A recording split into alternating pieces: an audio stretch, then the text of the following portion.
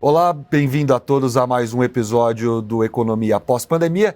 Dessa vez recebemos Mário Mesquita, que é economista-chefe do Banco Itaú e vai falar um pouco das perspectivas dele e do próprio banco para a economia do Brasil em 2020 e em 2021.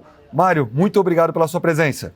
Eu que agradeço, é um prazer estar aqui com vocês hoje. Mário, para começar, o Banco Itaú já tem uma previsão de queda do PIB em 2020 de 4,5%. É menos do que a média do mercado, que fala de 5,7%, alguns já estão falam 6% mesmo, estando em viés de queda.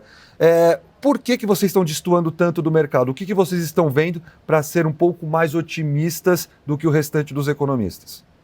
Olha, a gente projeta uma queda do PIB no segundo trimestre de 10,6%. Tá? A maioria das casas que está com uma projeção mais negativa, na faixa de 6%, 7%, projeta uma queda de 15%. Então, tem esse fator aí.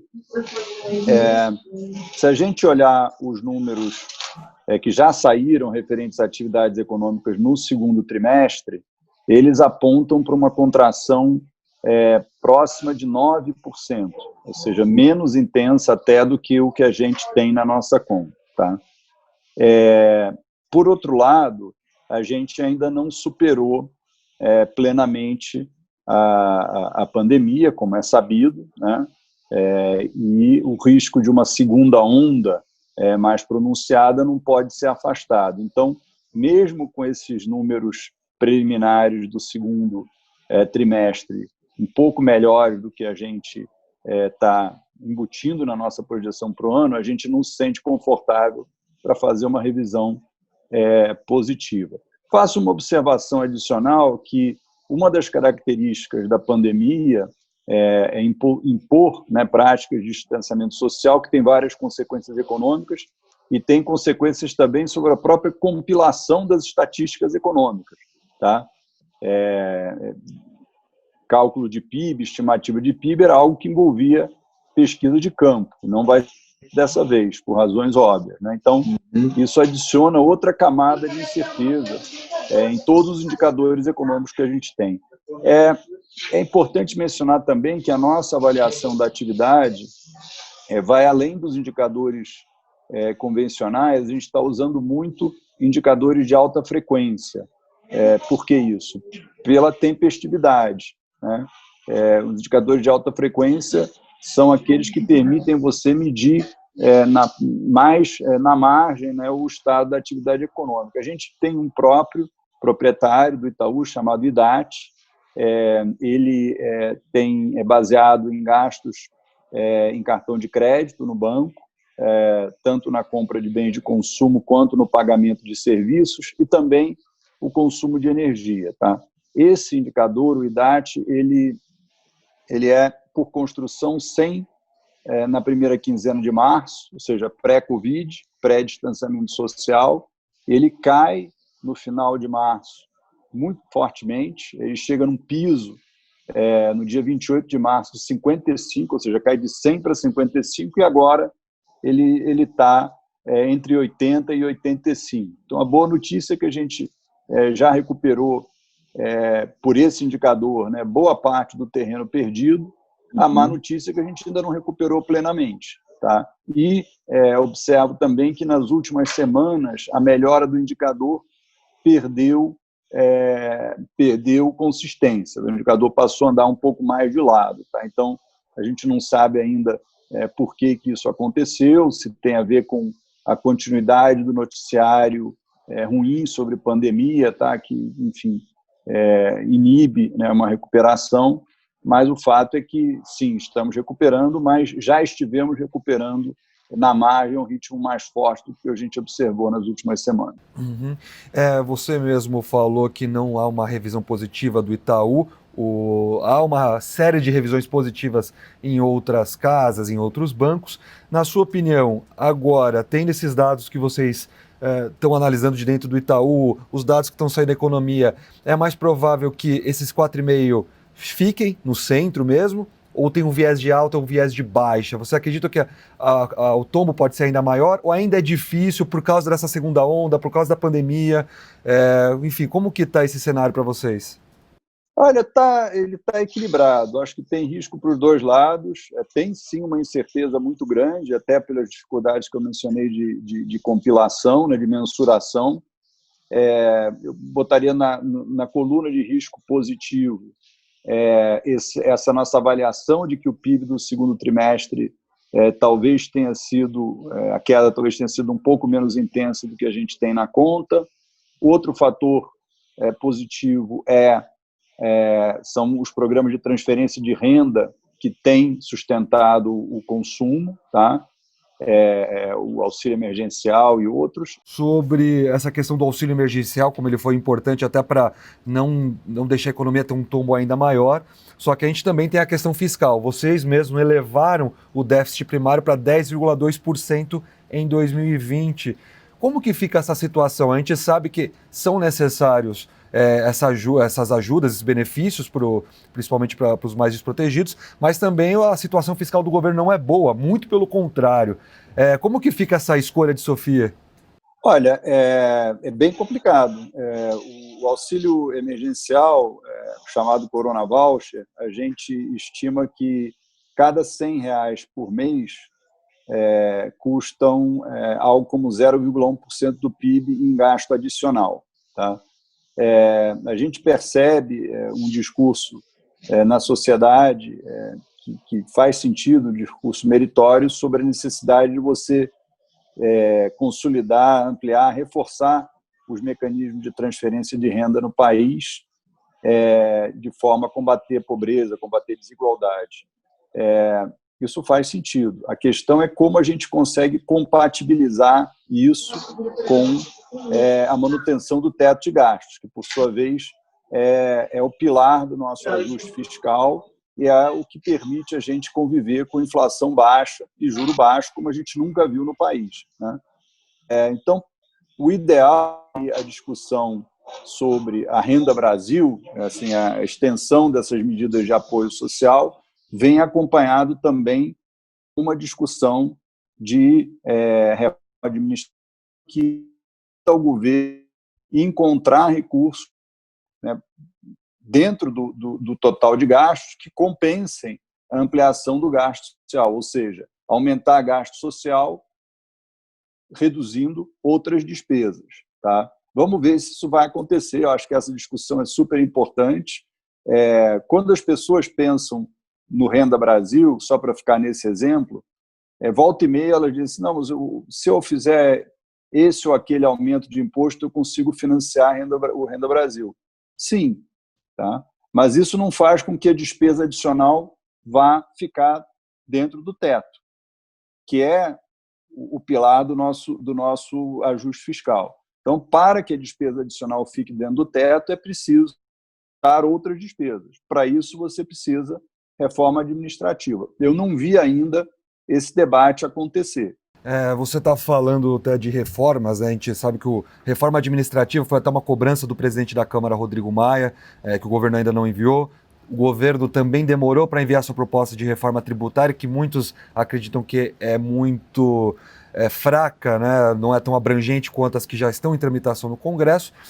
E existe toda essa questão de clima político, né, para a aprovação de reformas. Tivemos a aprovação do marco do saneamento, mas ainda essas reformas macroeconômicas maiores ainda estão no começo da discussão. Como que você enxerga isso e quais são os riscos até para a retomada da economia, caso essas reformas não passem numa velocidade desejada, numa velocidade que realmente faça com que a economia se recupere mais rápido? Olha, a gente tem um sistema tributário extremamente complexo, ineficiente, regressivo em vários aspectos. O custo para você ficar em dia com o fisco no Brasil é maior do que na maior parte dos lugares. Assim, todas as pessoas com que eu converso reportam a mesma coisa, tomar isso. Preciso chegar a um consenso. A principal dificuldade para a aprovação de uma reforma tributária é que nem dentro do setor privado você encontra consenso. Então, você tem visões divergentes entre indústria e serviços, Aí, se você olhar regionalmente, você tem visões divergentes entre estados e municípios e entre os próprios estados. Então, assim, eu vejo um consenso quanto à necessidade de se melhorar o sistema tributário, mas a falta ainda de convergência a respeito do formato final, e tem as questões políticas que você mencionou. Tá? A gente tem eleição municipal no segundo semestre, ela vai inevitavelmente tomar a atenção da classe política, então eu acho que a janela de aprovação de reformas é mais a primeira metade de 2021, tá, do que agora. Se a gente conseguir aprovar alguma coisa de reforma tributária, uma reforma pequena que seja, algum avanço já seria positivo. Tem a discussão recorrente sobre a autonomia do Banco Central, que é também uma reforma super importante e que está para ser aprovada já há bastante tempo, mas nunca efetivamente aprovada, e seria bom que isso avançasse. Tá? Eu acho que tem algum espaço, mas talvez espaço mais para mudanças infraconstitucionais do que para mudanças constitucionais que requerem um quórum mais alto. Né? E aí a gente teria uma nova janela de reformas em 2021. Tudo sempre condicionado ao clima político, claro. Sem as reformas, fica mais difícil ver uma recuperação sustentada.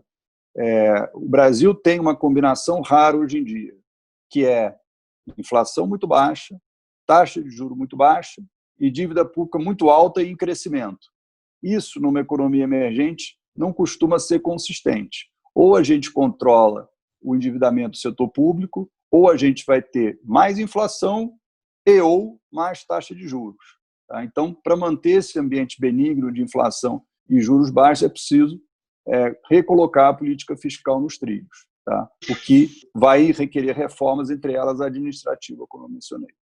Você falou, inclusive, de um espaço para as reformas só em 2021, mas, na sua opinião, existe um prazo máximo? Porque muitos esperam para 2020, aí já vai passar para 2021. 2022 tem eleições. Até quando que o mercado, até quando que os economistas estão esperando realmente um avanço mais forte, principalmente nessas reformas que precisam de um quórum maior de votos? Olha, acho que 2021 é consenso, você está correto, que ano de eleição presidencial a agenda de reforma tende a ficar, porque não é só eleição presidencial, é eleição para o Congresso também. Então, em geral, a classe política está mais voltada para o processo eleitoral do que para reformas. Né? Então, 2021 é o ano onde a gente pode ter avanços adicionais. Agora, tem algo que eu deixei de mencionar, mas que é importante registrar, que é o ambiente global. Ou seja, a gente está num ambiente global de taxa de juros muito baixa, de busca por retornos, apetite por ativos de países emergentes está voltando a crescer. Tá? Então, isso nos dá tempo para fazer as reformas. Agora, a gente precisa utilizar. Né? Então, a gente não está num ambiente de alta de taxa de juros lá fora, um ambiente Houve uma saída grande de capital de países emergentes, é verdade, no início desse ano, associado ao Covid, muito forte, mas ela parou e já está sendo, de certa forma, revertida. Então, a gente tem que utilizar esse ambiente benigno e combinação de ambiente benigno e ano não eleitoral em 2021 para avançar com a agenda de reformas. Falando também em ambiente global, a gente sabe que está ocorrendo a questão das eleições americanas, né? Então, em novembro, Donald Trump contra Joe Biden. O presidente Jair Bolsonaro quebrou o protocolo e já afirmou que apoia o presidente americano Donald Trump. Então, o que eu queria entender é o quanto que isso pode ser um risco, ainda mais com as relações conturbadas entre Estados Unidos e China. Como que o risco global pode chegar a impactar a economia brasileira? Olha, o processo eleitoral americano aparentemente está se encaminhando para a vitória do candidato democrata. Ainda tem 95 dias até a eleição, né? Falta bastante tempo, pode ter ainda uma disputa mais acirrada. Tá? Ela vai tocar em temas econômicos, então ela vai afetar o sentimento do mercado, vai gerar alguma volatilidade, embora provavelmente não tanto quanto em 2016, porque bem ou mal, o Biden é percebido que é alternativa ao Trump. O Trump a gente já conhece, com todas as suas características e peculiaridades, né? E o Biden, que é o candidato alternativo, é visto como um candidato mais típico, mais mainstream, né, dentro do Partido Democrata. Então, eu acho que a gente deve ter menos volatilidade que em 2016, mas, sim, pode ter volatilidade. A gente não sabe que tipo de iniciativa política o governo Trump pode adotar para tentar recuperar né, a distância, para tentar fechar a distância que ele tem em relação ao Biden. O próprio relacionamento entre Estados Unidos e China esse ano deteriorou mais por questões geopolíticas, não só por questões econômicas, e não tem perspectiva de melhora. Ali, um elemento comum na visão tanto do Trump quanto do Biden é que eles têm que ser bastante duros em relação à China, né? Isso cria um ambiente internacional, cria riscos para o ambiente internacional ao longo desse ano, sem dúvida, tá? E algo que a gente está monitorando com bastante atenção. Para o Brasil, crescimento mundial menor, crescimento do Brasil menor. Então, assim, não tem como a gente se beneficiar desse conflito entre Estados Unidos e China.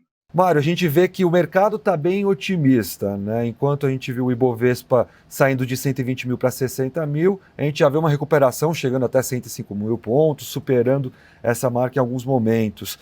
Na sua opinião, o que justifica esse otimismo? São mais pessoas na Bolsa? É juro baixo? É liquidez no mercado internacional? Como que você define esse otimismo na Bolsa de Valores em 2020? Eu acho que são os 3 fatores que você mencionou, tá? Taxa de juro baixa, ela leva a uma mudança no comportamento do brasileiro enquanto investidor, saindo de título público, indo para dívida corporativa e ações, tá? O ambiente global de juro baixo também favorece isso, porque se o juro estivesse subindo lá fora, a gente teria mais investimento em dólar, né, e menos investimento em ações aqui no Brasil. Então, esse é o fundamento, mas tudo depende da nossa capacidade de continuar mantendo a taxa de juros em patamar historicamente baixo, que, por sua vez, volta à questão fiscal que eu mencionei, tá? Se a gente não consegue fazer o dever de casa fiscal, dificilmente a gente vai conseguir manter a taxa de juros em patamar baixo, e aí o capital que está indo para a Bolsa volta para títulos públicos, tá? Então, eu vejo o movimento na Bolsa como algo que tem fundamento, um fundamento macro, porque a gente está vivendo talvez uma mudança estrutural na forma de funcionamento do mercado financeiro brasileiro, com um aumento permanente da relevância do mercado de capitais, em especial do mercado de ações, tá? Mas, de novo, tudo depende, é essencial que a gente tenha uma política fiscal ordenada que permita a continuidade do ambiente de juros baixos. Sem isso, esse progresso, esse avanço na configuração do nosso mercado de capitais pode ser interrompido ou até revertido. Queria uma última resposta rápida sua, Mário. Questão de riscos. Como você enumeraria os principais riscos que o Brasil, que os empresários têm que ficar de olho em 2020? Covid, política fiscal. Resolvendo essas duas questões, o Brasil pode voltar a pensar numa retomada. Superando, a gente pode voltar a ter um crescimento mais forte de forma mais sustentável. Mário, queria agradecer muito a sua presença e já está convidado aqui quando passar o Covid, vir aqui para a redação da CNN Business e conversar com a gente pessoalmente. Convite aceito, quando a gente estiver podendo interagir, eu vou aí com prazer. Muito obrigado.